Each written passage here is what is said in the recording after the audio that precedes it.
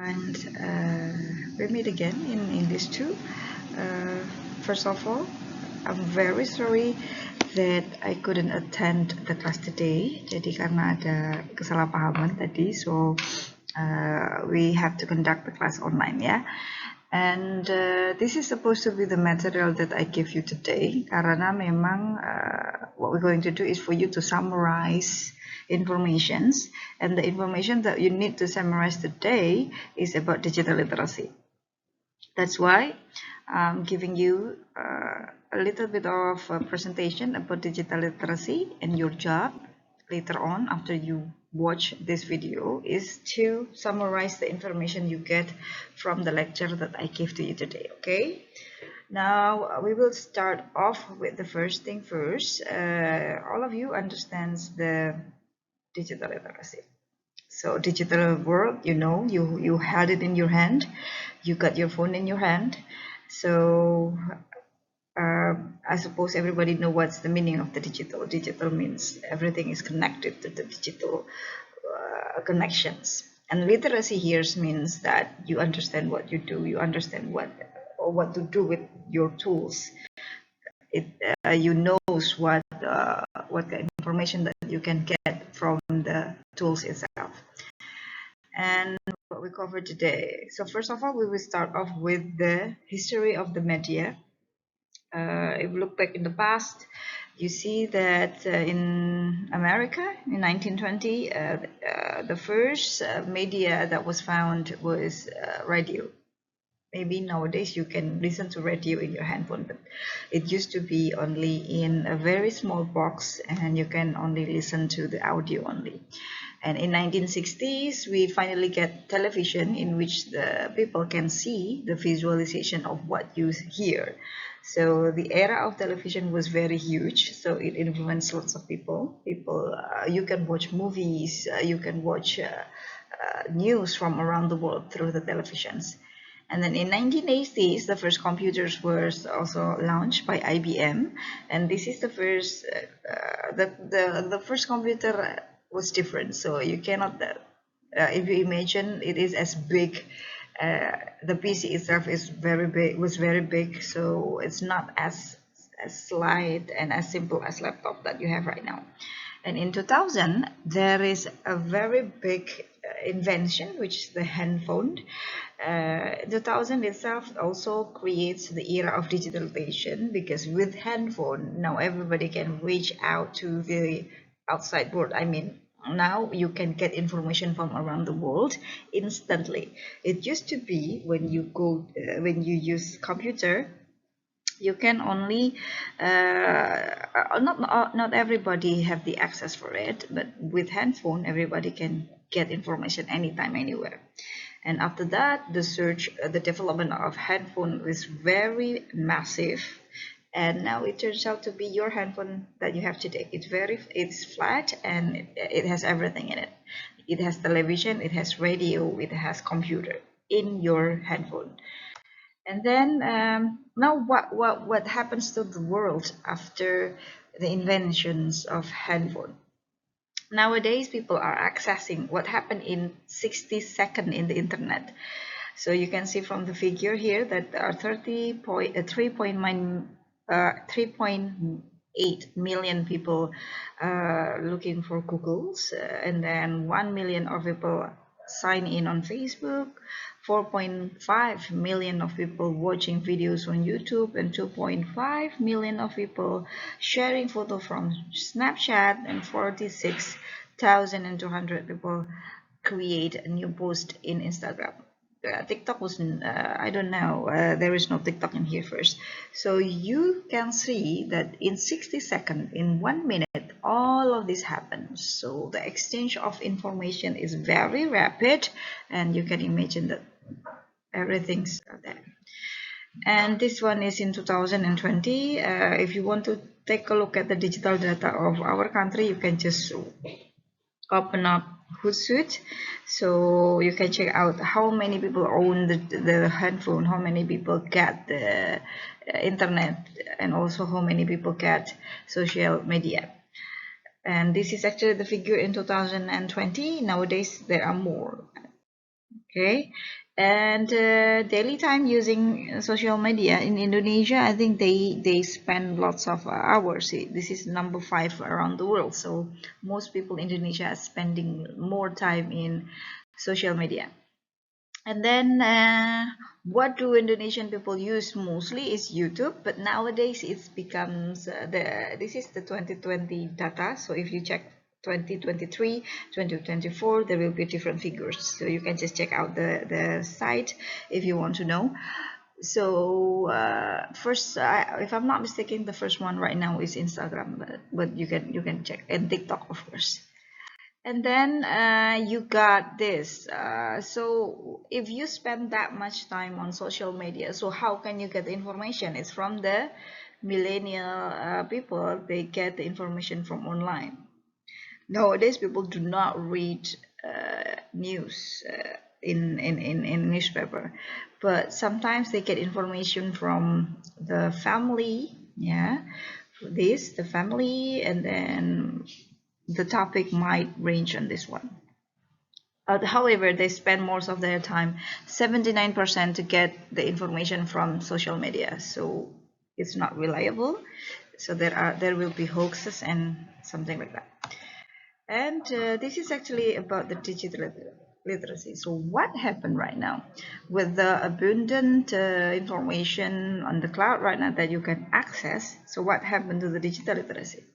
So digital literacy itself is the ability to use information and communication technologies to find, evaluate, create, and communicate information. There are basic things: using information, communicate, and evaluate and create the information. So you have those powers using the digital, and it covers the digital technology usage, information and academic media and data literacy, digital citizenship, digital creation and communication, and digital learning or professional and lifelong learning. So it is supposed if you are digitally literate, then you can do all of the 5 things actually until for lifelong. Yeah. And what will be learned on today's class is actually about how to get information, academic side of digital literacy, and the media, and also the data literacy. But what we will focus right now is on the media literacy. And the content of the lesson today is all about how to analyze information and use media wisely, digital citizenship, about netiquette and how to act respectfully in social media and digital context.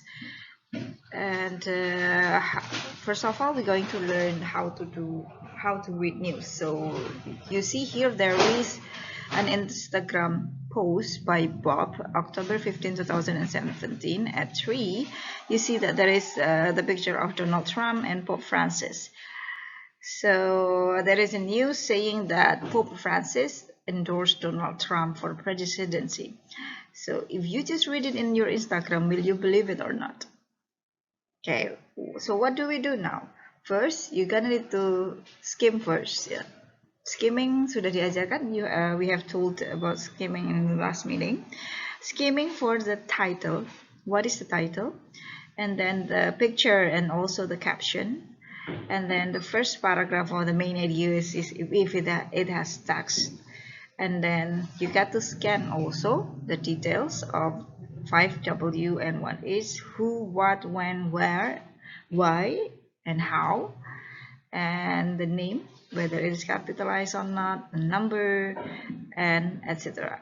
The more detail you get from that news, the more accurate it will be. But if you are lacking those information, for example, like this 5W and 1H, and then the names and the numbers and only picture and caption, then meaning that it is less accurate, the informations.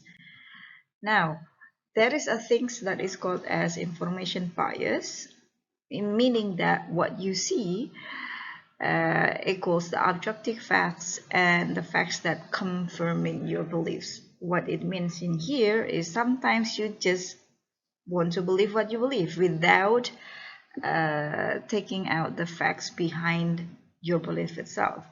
And this actually becomes the cause of sometimes when your facts are wrong and you post it in the media, it becomes your own opinion that is not based on the facts. Then when it happens, meaning that you are spreading rumors or hoax. So be careful. If you post something, it must have facts, not only depending on your own beliefs. Yeah, so this is the diagram. So you have these objective facts in here, and this is facts confirming your belief, and what you see here is the combination of both. And if you post it, you have to take responsibility of it. Okay, so you have examples of confirmation bias. So what should we do to avoid that? Then you have to confirm first. You have to find out the objective facts, and then you have to add more information about the things that you post, and you must remember the detail, and also you have to take note of the information that you don't really want to see. So what I'm saying here is that this is the example of confirmation bias mistakes. So you do not need to do these examples. So what you need to check whether the facts, the objective facts, you need to confirm more information about it. You also have to put more details on your information to avoid spreading hoax. And then, so when we talk about media literacy, because in business digital, you're going to deal with media a lot. You're going to deal with giving information to your customers or something like that. So we get to know the media literacy. So first of all, you have to understand how and why messages are being spread. So why there is a news that need to be given to the people. First, you can start with asking the right questions. The first is who created this message, and then what words or images are used in this message, and why, and how is this message supposed to make me feel. So this is actually given by American government to avoid hoax. So you have to ask the 5 questions. Who created the news? For example, if there is news about a fire, who created it? Is it the government? Is it just random people? Is the account fake, or is the account actually, what do you call it, confirmed or not? And then what techniques to use? Does it have real picture? Does it have edited picture?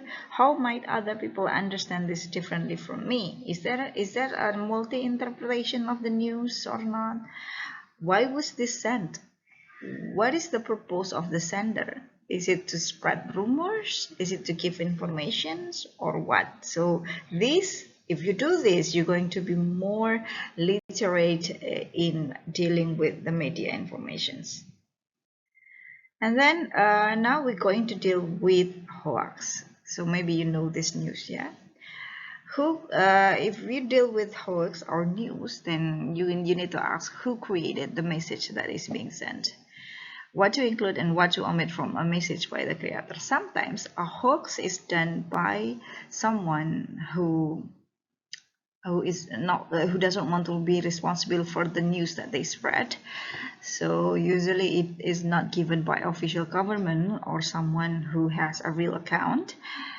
And if it is the media, then you have also need to know who owns the media. Later on, you're going to learn that media is only owned by a few people, not the people in general. And then what techniques we use to attract my attention? For example, does it have clickbait? Does it have bombastic title? Or does it have pictures with edited things? Something like that. And then you might need to ask, how might other people understand or interpret this message differently from me? For example, how demographic matters. What if this message is given to, for example, American people? What if this message is given to Sundanese people, for example, something like that? So any message might be interpreted differently through different culture. And what points of view and values are included or omitted from this message, what organization created or paid for the message, and different point of view means different values as well. And then also the next is there omission of message. As we know, we have learned that the code narrative actually consists of 5 W and 1 H. So who, why, when, what, when, where, and why and how. But if it is missing some of that point, you can just suspect that that news probably fakes. You have to get more information on that. Okay. If there is omission, meaning that you do not give information clearly. And why was this message said? It or reason for the message? Is it money? Is it power? Or is it what? For example, this is a picture of someone who is actually fighting. If you can see, this person is chased by this person, but when the picture when the media portrays it, it seems like that this person is chased by this person. So from these things you can get to learn that there are 2 points of views for you to see something. So different point of views have different message to convey to the people. And then when we ask about the media, who owns the media? So if you can see there are, this is top 50 media rank. You have the Tribun News, and then you have the Tik.com, and then the first, I don't know what it is, I cannot read it, yeah. And then you got all of these figures, the televisions and so on and so forth. And then if you divide it into media group, then it only consists of this many. You have MNC, you have FIFA, you have Tempo, you have these people. Okay, so MNC has these outlets, and then Tempo has these outlets. So actually the one who owns the media are only a few, right? And then if you go deeper category, you have this so many category. You got television, you got the news sites, you got so many. Media are everywhere. There are hundreds of them. And then if we see that, meaning that your message can be delivered to in different platforms. If you want to sell something in digital business, you get to deal with media a lot, right? Because you deal with marketing as well. And then for the traditional media, in 1985, if you have this many, but in 2011, it comes to only 6. So what do you see from here? The media are becoming more simpler, much simpler than before. So the 6 companies that owns the media in the world, first is GE Lightning, News Corporation, Disney, Viacom, Warner Brothers, and also CBS. These are the biggest media owners in the world. And you can see from this, if, for example, the owner of Disney wants to be a president, then they will use the media properly, right? So you can get this. Traditional media owned by big corporations, and they must abide the rules of journalism. For example, the TVRI, TV1, Metro TV, they must public media. They have rules, but however, it is only owned by several people as well in Indonesia. In luar negeri, in abroad, and then we have in Indonesia as well. In Indonesia, these are the figures. Bakri Jawa Pos is owned by Pak Surya Paloh, and then these are the people who owns the media in Indonesia. So whoever becomes the president, if it is supported by one of these people, then it is likely that the narrative given in that media is going to support that certain president. It happens in the last election with Surya Paloh, right?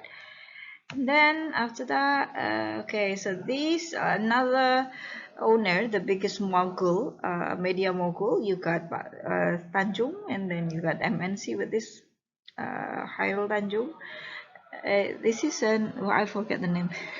And then these peoples also like Lipo and MTech. These people are the ones who own the media in Indonesia right now. Okay, business media is very profitable. Yeah. Okay, so the one who is supported by these people, they get to give the proper news to the media also they have. Okay, so when we talk about that was about the big media. Now we talk about the social media. So social media is very different. If mainstream media is owned by several people and it has rules, so you cannot just let out news as you like it. Social media is different because you own the media. Your account is the media itself. You don't need to be Hairul Tanjung to give news. You can give news by yourself, and it is actually owned individually, and it is free. It doesn't have any restriction. It has community concepts, and it can connect everyone with the content that you have, and also the content that you share can give emotional value in it, and the content that you share, it's real time. Okay, and it is spread quickly, and the users actually decided when to give interaction to the reader, and it can be used as the actualizations tools, and all of the content uh, starting from the second hour and something can be traced. So this is the thing. Now you have social media, you have your own media, you don't need to have MNC TV to give news to people. You are in charge in your own social media. But the hard truth is that everybody also has the same media as you. So you have to be creative to beat the other social media users if you want to sell something, for example. And also your profile also can be checked who posts this, when, and where. So if you post any false news or hoax, it is easily traced by social media. And you have many right now, like Instagram. I bet each of you have Instagram or TikTok or maybe YouTube account in which you post something in it. Yeah. So that is your media. If you don't need to have RCTI to post a movie about yourself. You don't need to have what do you call it, radio to have songs. You have TikTok and everything. So it means that you can go viral easily. This is what actually happened to your digital in business digital. So going viral is very easy because you get the media, right?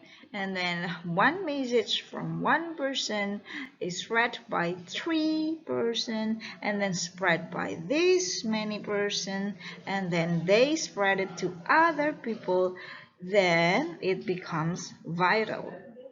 So the more people share your story, the more viral it will be. Okay, so using media literacy to analyze the reliability of information. Okay. So first, what you need to do is ask yourself where the information is coming from. This is the same with the previous materials, yeah? It must come from credible source. Pay more attention to the experts, people who have lots of experience, or eyewitnesses. And you have to try to find the evidence of the information that you get. Research by university or statistics from credible sources. Remember, if you see a big claim in social media, then you should ask for big evidence. So it's called the burden of proof.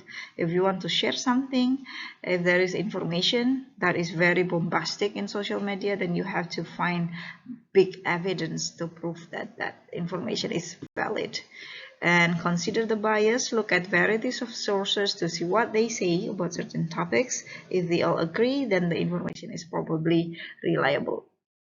Okay, this is the examples of hoax on this is actually shared by a celebrity in Indonesia about COVID-19 test pack, which she used to test cireng, and it is tested positive. This is very it is considered as unreliable source because artists were sending it and posting it, and this is very irresponsible, because if people believe with this kind of news, then it can be it can affect on the people not trusting the tools that they use to test the COVID-19. So, and this is also so many hoax happening during the COVID-19 that if you drink, remember Bear Brand story? Yeah. Bear Brand story, because somebody posted that drinking Bear Brand can prevent you from getting COVID, then it is sold out in the market. So that is very unreliable to post, and that is very disturbing for other people.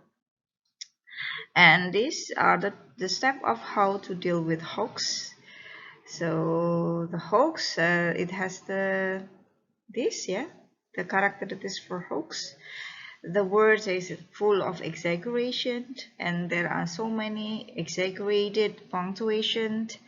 And then if the source is blog or fake media instead of from the reliable sources like the government or research, and it doesn't have credibility, so unclear expertise, who are the people who are saying that fact, is it reliable or not, reliability not fact checked, so they only take quotes only, there is no fact and there is no details, 5W and 1H, and the pictures are edited or fake, and there is no writer or fake writer, or you can say it anonymous. These are the characteristics of hoax. And if you go deeper, these are the examples of the hoax that is spreading in the era of COVID-19, that they say that the vaccine has RFID, a radio frequency identification device, that saying that maybe we can become the robots of the vaccine owner. This is unreliable, there is no source, and the poster also having an unreliable account. So you, as someone who is digitally literate, are not supposed to post this kind of informations, yeah?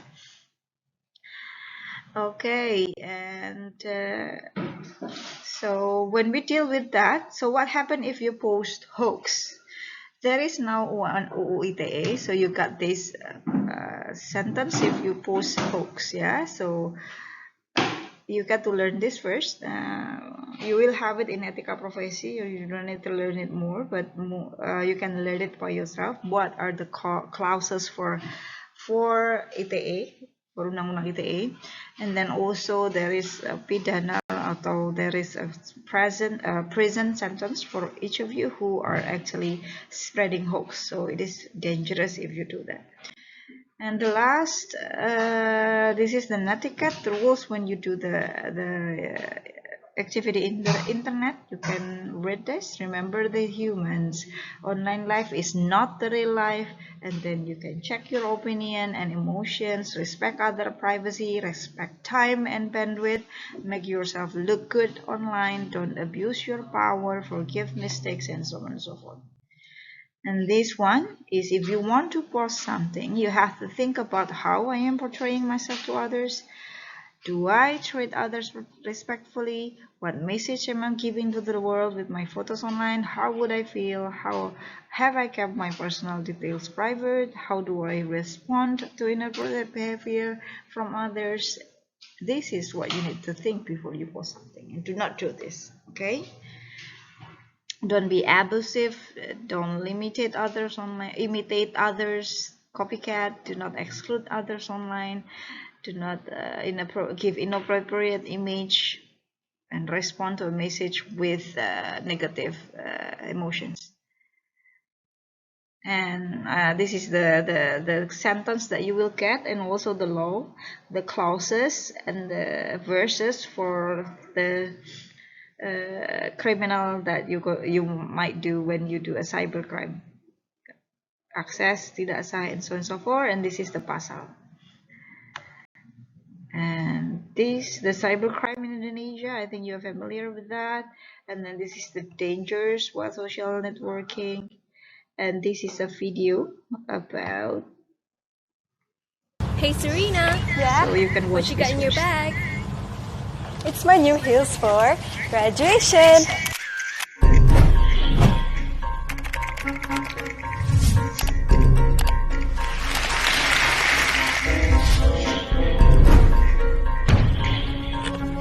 Good morning, guys. Guess what day it is? It's my birthday.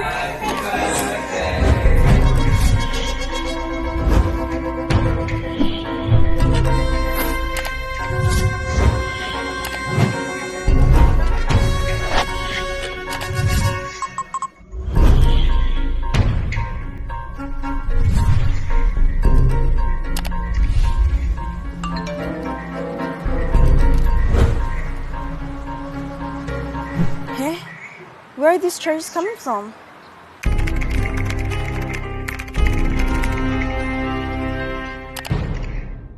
Okay, this is what is called as phishing, if I'm not mistaken, taking someone else's identity and then they use it for their own purpose. So you have to be careful of whatever you post in the social media.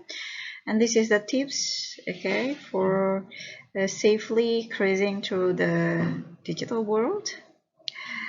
Check the URL and this is the reminder about your digital trace. So if you post anything, it will stay. What happens in the internet stays in the internet and everybody can see it. So be wise when you want to post something. This is the ethics for contacting lecturers. You can just watch it. So when you contact me for anything, you can read this first. And this is if you want to post something in the WhatsApp group, there is also the ethics for that. It must not be ambiguous. It must have clear instruction. And then you do not post other people posted before. Do not post disturbing picture. Do not argue in your WhatsApp group and giving somebody else secret in the WhatsApp group. So one thing that we need to remember when we deal with it, digital literacy means that you have to think before you post. Whether the information that you post is true, based on fact, have you checked it? Whether it is helpful, is it useful for others? And then whether it is inspiring, will people learn something from you? Or whether it is necessary, is it important to post the information that you want to post in the media? Or is it kind? Is it good to post it or not? And then after that, you can just check. There is a Hulk tools that turn back Hulk. They have the application to check whether the information is false or not, but I'm not really rely on that because sometimes they just very biased. Okay, I think that's all for the material today. After this, you need to summarize the content of these presentations and you need to post it in ILA. Yeah. So this is actually the content for our class today. Thank you very much. Wassalamualaikum warahmatullahi wabarakatuh.